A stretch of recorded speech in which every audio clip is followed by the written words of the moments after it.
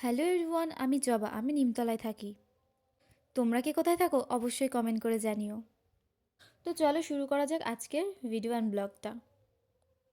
তো সকালবেলায় কাজবাজ করে দেখো আজকেও মানে রোজকার মতো বিছানা সুন্দর করে গুছিয়ে নিলাম। আর দেখো বিছানা যতই গোছাও না কেন, ঝাঁটা দিয়ে যদি বিছানা ঝাড় না দাও না, বিছানাটা কিন্তু একদমই পরিষ্কার দেখা যায় না, সেই নোংরা নোংরাই কিন্তু দেখা যায়।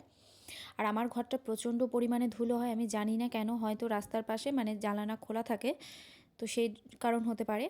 তো দেখো কালকে তো সারাদিন রোদ ওঠেনি, মেঘ মেঘ ছিল, তো আজকেও দেখছি তাই। আর এত শীত লাগছে, এদিকে সোয়েটার পরে আমার ঠিক মানে বেশ ভালো লাগে না আমার সোয়েটারটা সেভাবে পরতে।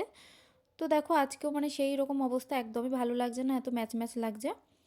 তো দেখো এবার হট করে চোখ গেল আমার এটার দিকে। আমি জানতামই না যে এই গাছে ফুল হয়। এটা কি ফুল না অন্য কিছু আমি সেটা ঠিক জানি না। আমিও মনে করছি যে এটা ফুল হবে হয়তো। তো এদিকে যে আমি চা বসিয়েছিলাম সেটাও আমি ভুলে গেছি, রান্নাঘরে এসে দেখছি যে আমি চা বসিয়ে গেছি।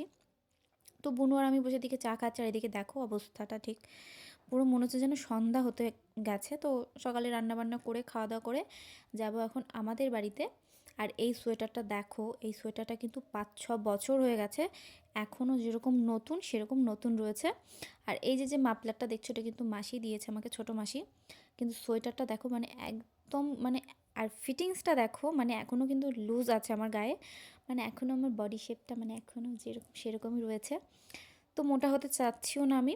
তো এটাই অনেক বড় পাওনা আমার কাছে, আমি মোটা হতে চাই না। তো দেখো রাস্তায় যেমনি বেরিয়ে পড়েছি অমনি কিন্তু সুন্দরী চলে এসছে কোথার থেকে যেন ফুস করে দৌড়ে বেরিয়ে এসে প্রথমে তো বুনুর হাত চাটলো। তো হ্যাঁ, ওর হাতটা মানে পাশে ছিল, ও ঠিক বুঝতে পারেনি, ও মানে জিভ বের করে একটু চেটে দিয়েছে ওর হাতটা। তো দেন ও কিন্তু আমাকে আটকাচ্ছে, আমাকে যেতে দিচ্ছে না। আমার সামনে এসে দাঁড়িয়ে পড়েছে। ও কিন্তু আমাকে কোথাও যেতে দেখলে এটাই করে, মানে আমাকে যেতে দিতে চায় না। দেন আমি ওকে কোনো রকম একটু সরিয়ে যদিও চলে যাই, ও সবসময় শর্টকাটে গিয়ে চেষ্টা করে, এই যে ঘুরে গিয়ে কিন্তু আমার সামনে গিয়ে দাঁড়িয়ে থাকে। মানে ও বাধা দেওয়ার চেষ্টা করে ওর সম্পূর্ণটা দিয়ে, মানে পুরোপুরি চেষ্টা করে আমাকে বাধা দেওয়ার।